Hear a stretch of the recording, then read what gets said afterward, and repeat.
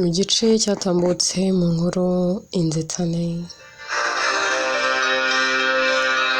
twasize Jinta yari arimo atongana n'umugabo we Lucas ndetse ahangaha yaramaze gupakinga ibintu bye byose arimo amubwira yuko atabasha gukomeza kubana nawe yewe yari arimo amubwira ko agiye kwigendera atashobora kwihanganira kubona umwana we Ivy akurira mu rwango rw'umuryango we. Umwe yumvaga ashaka yuko umwana wabo Kimi amenya nyirakuru,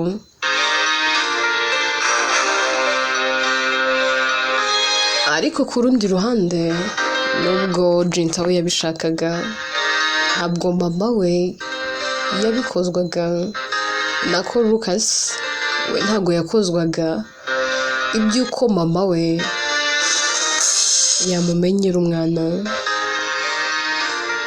Inkuru yacu reka n'ubundi tuyitangirire kuri aba ngaba Raila bari kumwe nabo, arabitegereza kandi ariko se ndumva mfite ikibazo cy'amatsiko nshaka kubabaza.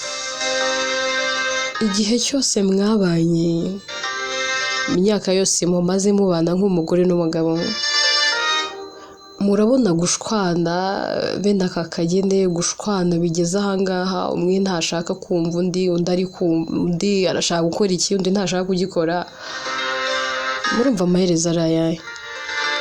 Ntabwo mushobora gushyira hamwe nk'umugore n'umugabo ngo muganire? Ese mwebwe ubwanyu ntabwo mwakishyiriraho umurongo ntarengwa?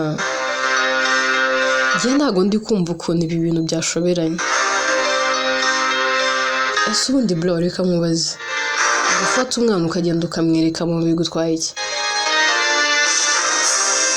Icya mbere Ivy nta ruhare n'uruna ruto yigeze agira mu byabaye byose.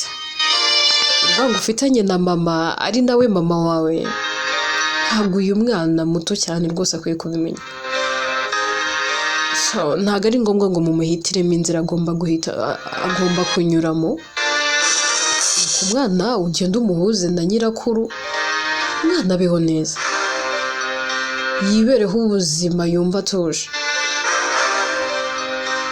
None se uzakomeza kumubeshya? Uzakomeza kumubwira ko nta muryango ugira se? None se uzafata mama wawe umugire nk'aho atakiriho kandi ahari? Ugaseterega mama yarapfuye kuri njye.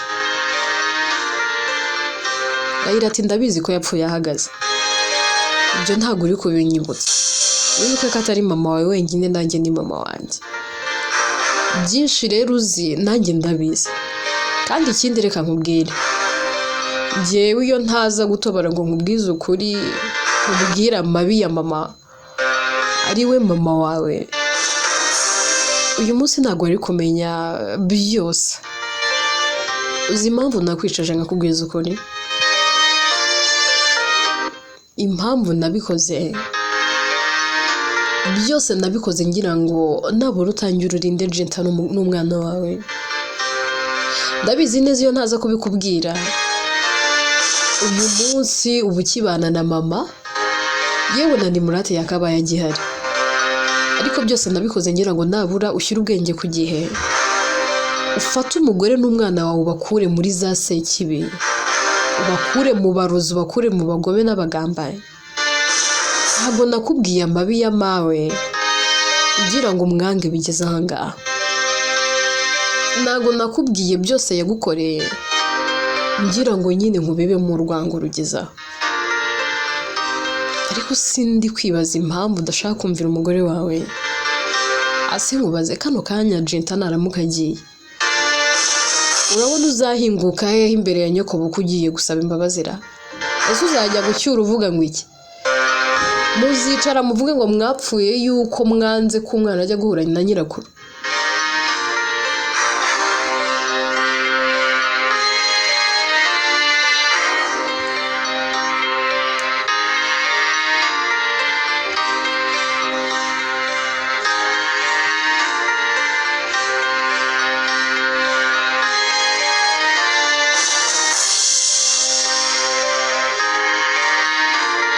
ibi ni ibintu byoroshye pe. Nimufata umwanzuro gufata Ivy ukajyana nawe ukagenda ukamwereka mama, yewe niba utanabishaka uzamutwarira impamba, niba udashaka ko hari n'ikintu mama azamuhereza, wowe uzitwarira ibyawe uzamugaburira, ariko wikomeza kubabaza umugore wawe binyuze mu kwanga kumwumvira. Niba mama mufitanye ikibazo ntago agifitanye na Ivy. Lucas koko ariyumvira akumva ibintu byose mushiki we bamubwira ndetse n'umugore we Jinta. Ahera ko yegera umugore we amureba mu maso kabwato, mbabarire ntari nkoze amakosa, nari ngize ukwikunda cyane, ndabizi yuko nta kibushobora kugambirira kuri njye ndetse no ku mwana wacu, mbabarira ko ntigeze nkumvira. Jinta yitegereza Lucas avuga ati nta kibazo, ibyo rwose reka tunabyibagirwe dukomeze tubeho nk'uko twari tubayeho, ariko ndakwinginze ntuzatume umwana wanjye yisanga ahantu hatari heza binyuze mu kwanga kunyumvira no gukora ikintu cyiza kandi cya nyacyo. Lucas ahera ko agasezeranya umugore we akamubwira ati mugore mwiza, ndagusezeranya uhereye none nk'uko na mbere kose nigeze nabikora nkagusezeranya, ntabwo nzongera gukora ikintu tutaganiriyeho, ntabwo nzongera kwikunda bimwe byo kwikunda bidasanzwe.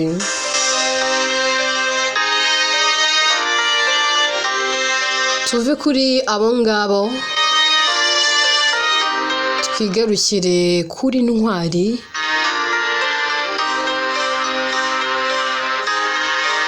Abari kumwe na Ivy barimo bitemberera. Ivy abamaze kugenda akuramo gake gake, ubona ari agakubi gashimishije.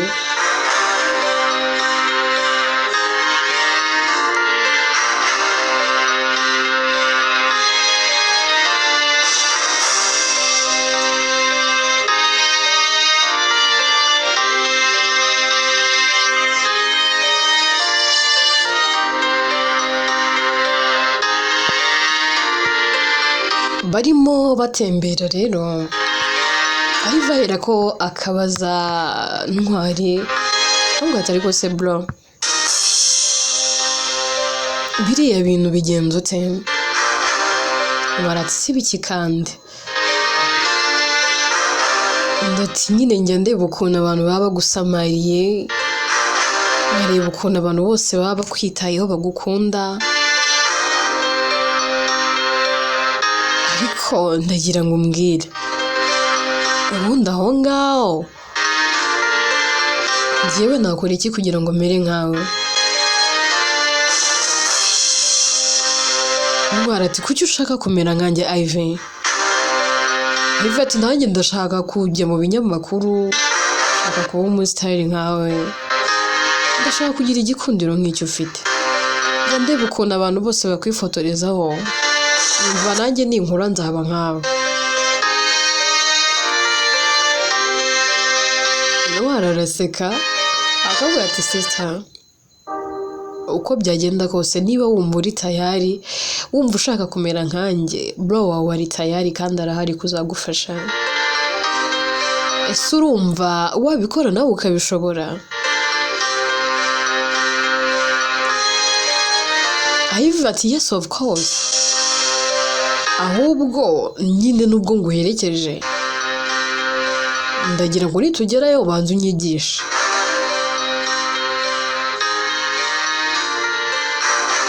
Ntwari ati se ubundi ahantu tugiye urahaze? Wenda hari turanatembere. Ivy ati yewe winshuka, biragaragara ko turi gutembera ariko ndaguherekeze kuko ndabizi ugiye mu myitozo, so tugomba kujyana nanjye ukanyigisha, nanjye nshaka kuba icyamamare nkawe. Ntwara araseka cyane ati Ive, urabona ko ibi bintu uzabishobora? Ese urumva uri tayari? Urumva ubishaka? Urumva ushaka ko nawe uba icyamamare? Urumva ushaka kuba ufite abantu bagushagaye, abantu bakwitayeho, abantu bakwifotorezaho? Ibyo gusa nibyo ushaka? Ivati cyane ndati oya, niba ari ibyo ngibyo ushaka ntago nabyemera. Ive ati niba utari bubyemere rero ndarakara, yose kubera ko udashaka kubyemera. Ndati Ive, ibi bintu byacu dukora ntago tubizamo tuzi ko tuzaba ibyamamare, yewe tubizamo dukeneye kuzamura kariyeri zacu no kugira ngo tuzagera aho tugera. Ubijemo rero wumva ushaka kuba icyamamare, kugira igikundiro, n'ahantu na hamwe wazigera ugera. Niyo mpamvu rero nashaka ko ubizamo ufite target yo kuba icyamamare no kugira igikundiro. Ngenere kubizamo ukabizamo ubikunze kandi wumva ubishaka, kuko ibi bintu dukora habamo ibicanege byinshi, uhura na challenges nyinshi. Kandi rwose mushiki wanjye, ntabwo nifuza kuzakubona ubabaye.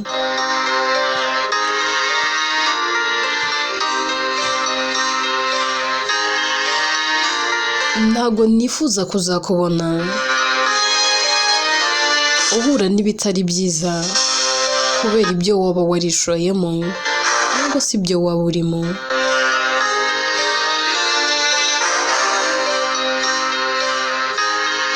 Ive ati none se ubundi nakora iki?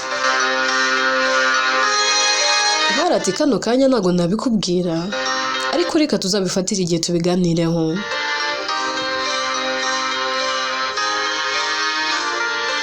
Bakomeza kugenda bakagera aho Ntwari akorera imyitozo ndetse na bagenzi be.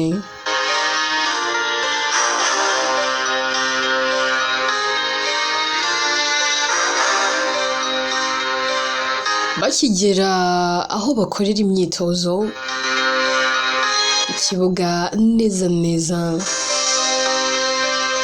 Ive afata musaza we akaboko, cyangwa se umwite mubyara we Ntwari, akamubwira ati bro, ntago rwose ndi butumutangira imyitozo nta kintu uramfasha. Basi nabura mu gihe mutaratangira imyitozo mfasha nanjye ugira utuntu unyigisha. Ntwari araseka akavuga ati ariko uzi ko nari nzi ko uri gutebya. Ive ati I'm not kidding, I'm not joking. Ninde wakubeshye ko njyewe njya ngira imikino nk'iyo ngiyo?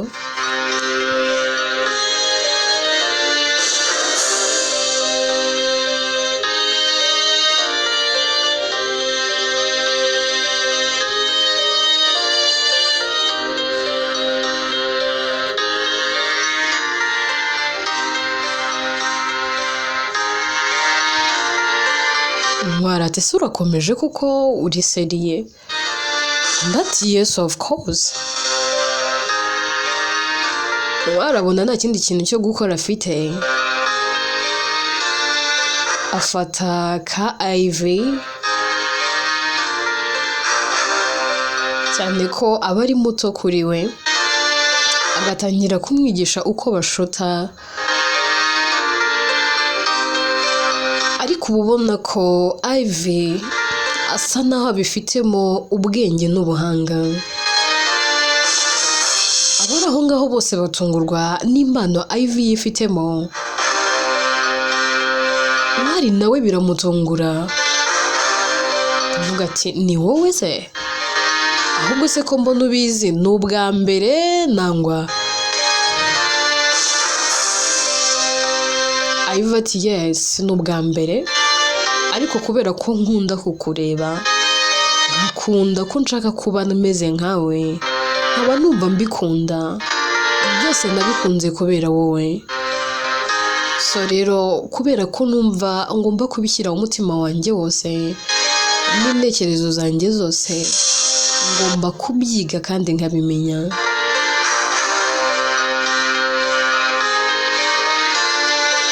abantu baba bari aho ngaho bose batangarira impano ya Ivy.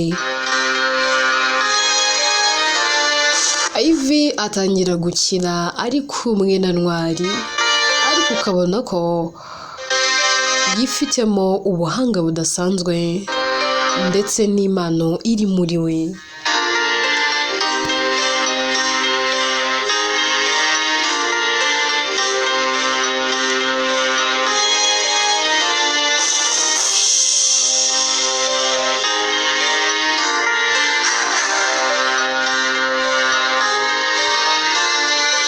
Ntwari rero byose akibibona ahera akamubwira ati Ivy ntago nzi ukuntu turi buze kubibwira uncle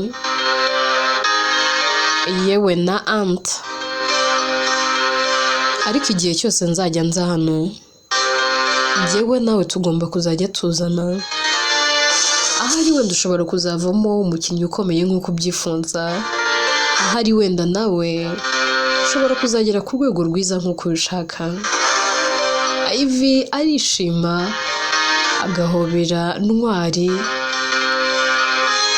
kamuga turakoze cyane ntabwo nari nzi ko uri bubyemere nari nzi ko uri buze kubyanga. Hama hashira akanya gato cyane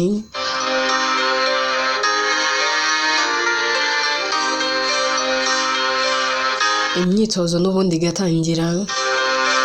Nyuma y'imyitozo cyane ko Ivy aba yicariye aho ngaho byose ari kubireba ikirangira atangira kwigana bimwe byose bakoraga kabona afite ubushake. Bamwe mu bakinana na musaza we nangwa se mubyara we Ntwari atangira kumubaza ngata ariko se aka kana gato kangana gutya kagahanga kuri uru rwego twakifuje iyo kaza kuba ari agahungu. Ntwari araseka akavuga ati ntago erega abahungu ari bo bonyine bagira impano gusa n'igitsina gore kigomba kugira impano cyane ko ku isi hataba ama ekipe y'abasore gusa muri basket n'igitsina gore barakina. So ntekereza ko nabikunda kandi akabikora bishyizeho umutima we wose bizamuhira kandi bikagenda neza. Bahera ko bamubaza ariko se ubundi mupfana iki wowe nawe? Ati kubera iki mumbajije? Impamvu tukubajije nuko tuzi ko utajya wikoza abakobwa kaba ari gashiki kawe gatoya se? Ntwari ati yego. Ahera kakamubwira ati ariko se ko mbona ari mwiza akiri muto ubwo nakura bizacurikira. Ntwari aramureba akabwira ati umva nkubwire bro ubwo utangiye kwivugisha gutyo ndabizi nko mu myaka nk'ibiri iri imbere Ivy azaba afite igihagararo cyiza azaba yaravuyemo umukobwa mwiza cyane w'igitangaza nanjye ndi musaza w'ubwiza bwe ndabureba ariko reka nkwiyame hakiri kare bro ntuzigere niri na rimwe utinyuka kwegera mushiki wanjye kuko nuramuka utishije niri na rimwe njyewe ntago nzigera nkorohera.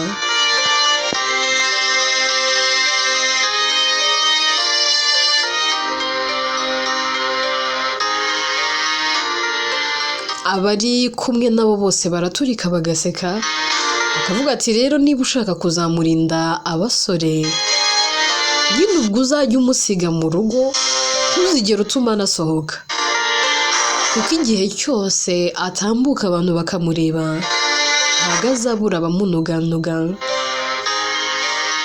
None se ko nawe ubizi ko ari mwiza, urareba ubwiza bwe burakurura umuntu wese akiri muto, ngaho ibaze namara gukura, ubwo se urumva bizacura iki?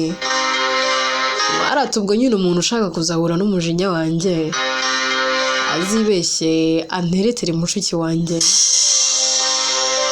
Bakiri muri ibyo Iva ahera akaza akavuga ati bro, noneho twataha,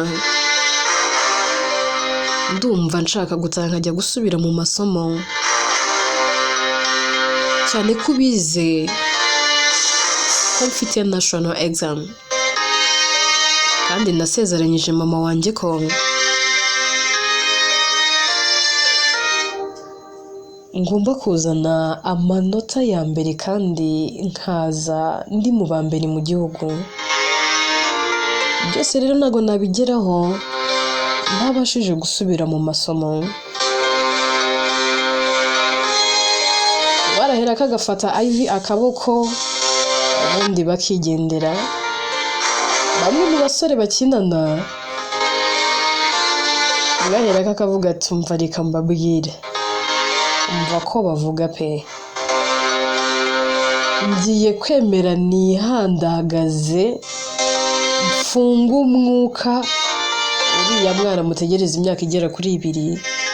Abizi mu myaka 2 iri imbere nk'uko Ntwari yabivuze azaba ari umukobwa mwiza w'igitangaza, kandi ndabizi neza azankunda. Buriya byose Ntwari yivugisha ndabizi neza ntago azaba kibivuga. Baramureba bagaseka ati bro, uzihangana imyaka 2 nta wundi mwana urateretara? Ndati cyane rwose. Harako bamubwira ati amahirwe mbasa, nawe akavuga ati nanjye nzabemeza igihe cyose nzajya nza gukina nanga senje mu myitozo, cyamuzanye mu modoka yanjye nkamuparika hariya akicara hano akareba imyitozo, ubundi tugatahana mu modoka yanjye. Tuve kuri abangaba tugarukire kuri Bob, nanga se twigire kuri Bob. Aba yicaye ari kumwe n'umugore we barimo baganira.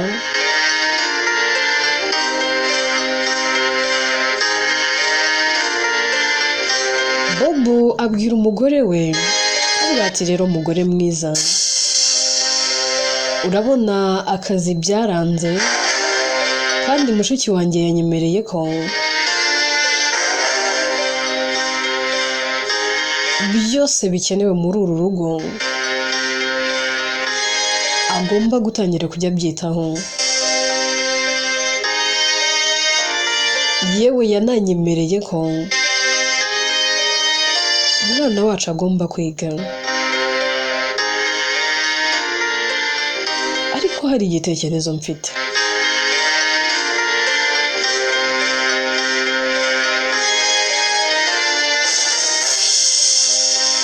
Ndati se kandi igitekerezo ufite ni ikihe mugabo mwiza?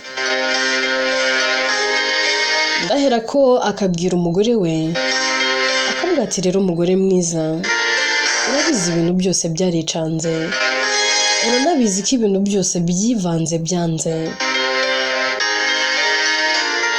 akazi kanjye karahagaze, kurya no kunywa aba ari ikibazo,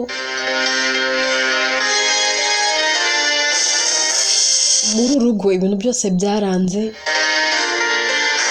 ngerageza gukora ariko bikanga,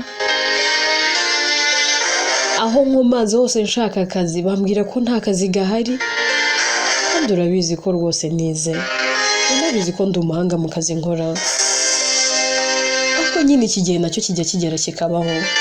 Gusa ndibaza iyo ntaza kugira mushiki wanjye nka Jenta, ntabura ngo ngire muramu wanjye umeze nka Lucas wigirira umutima mwiza, uyu munsi nakabaye ndiye.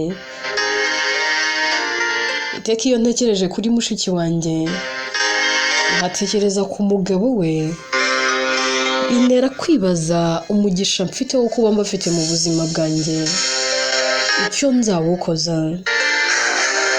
gusa nyine ni amahirwe ni n'umugisha pe.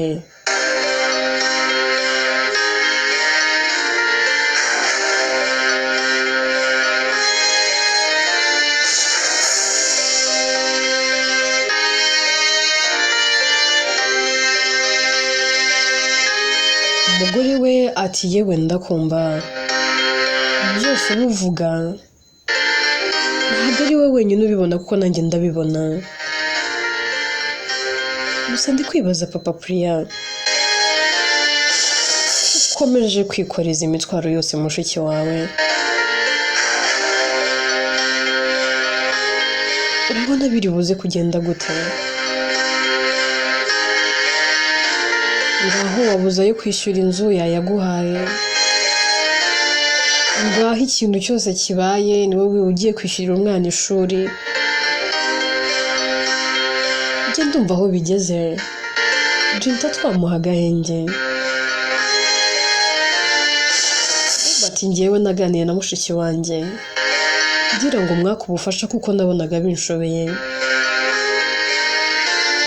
rero kuba yabinyemereye nuko nzi neza ko afite ubwo bushobozi kandi nawe akaba abizi neza ko ubushobozi abufite ahubwo nari mfite igitekerezo n'ubundi Priya kari mu myaka nk'iya Ivy ko n'ubundi Priya arusha Ivy imyaka mike cyane ariko ubundi hari imyaka murushara ati oya nta myaka myinshi amurusha umwaka umwe wonyine. Bob ati yewe ntago nabimenya none se ko atari njye umubyaye gusa numvaga ko nabura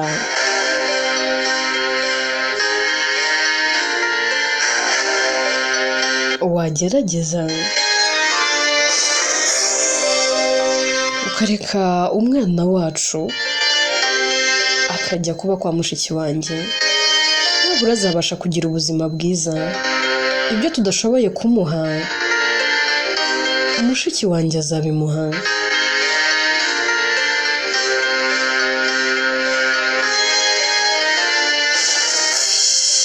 byose rero baba babiganiraho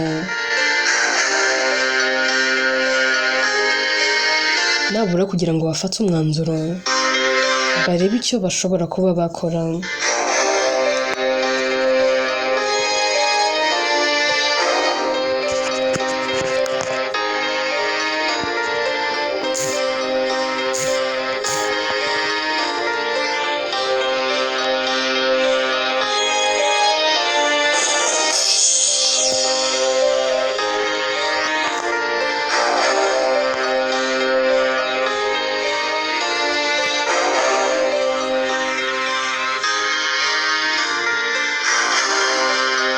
Umugore wa Bob ariyumvira agatekereza cyane ko ngata ariko se umwana wanjye kakiri mutoya akaba ntazi ukuntu azaba hari ngiye uzi ibyo akunda ukuntu wareka mushiki we akamurehirira ari hano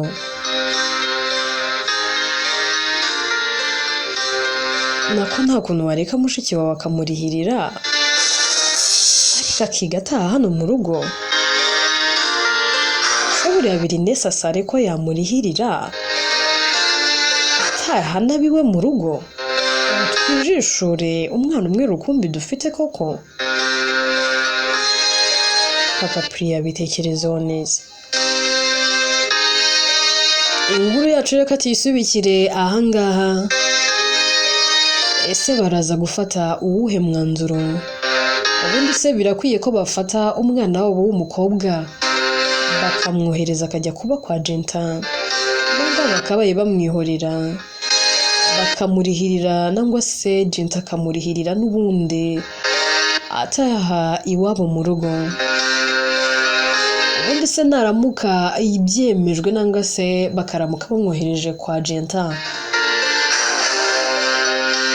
aya azaba ariyo mahitamo meza. Yose rero ni mu bice bizakurikira. Yitwa Inzitane, nitwa Atete, ni njye uyandika kandi ni nanjye uyibagezaho.